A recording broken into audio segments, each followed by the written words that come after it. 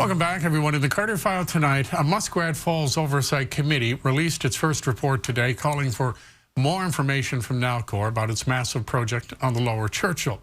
There's going to be quarterly reports from that Oversight Committee, struck some months ago, but today it was more about what we can expect from the committee and assurances from Premier Tom Marshall that the government is going above and beyond when it comes to providing information about Muskrat Falls to the public. We're doing everything that we can possibly do.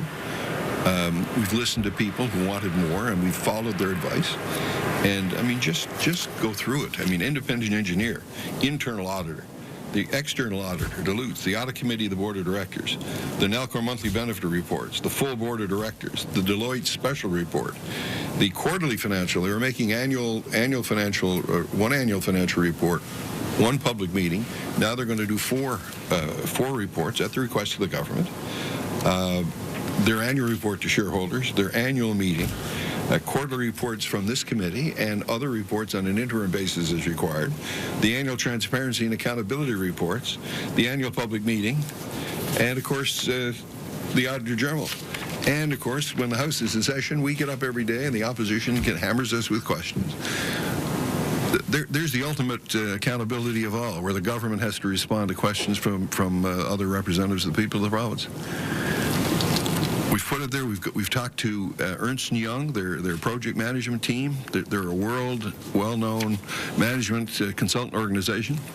We've had them look at what we're doing. We said identify any gaps. What else should we be doing? What else could we be doing? And we have followed their advice and their recommendations.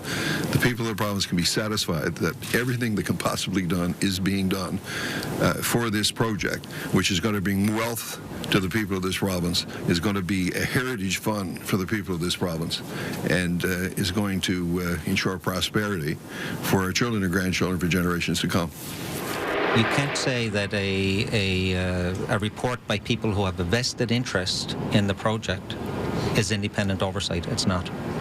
Government are spending $2 billion, or Nalcor. I mean, there's $2 million a day now being spent on this project. You know, it's the horse is out of the barn. It's a little too late to close the barn doors now.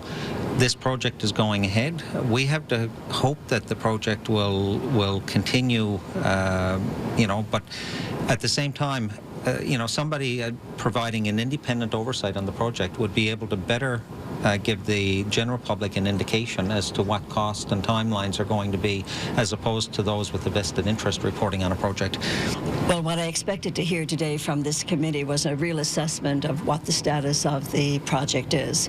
Where are things with regard to the costs and the schedule and the risk management? Their assessment of that, and we didn't get that today. What we got was a report of the committee about itself, and I think which points out why I've been always asking for the PUB to cover this, because we wouldn't have needed a new bureaucratic machine to be set up, which is what the report today was all about.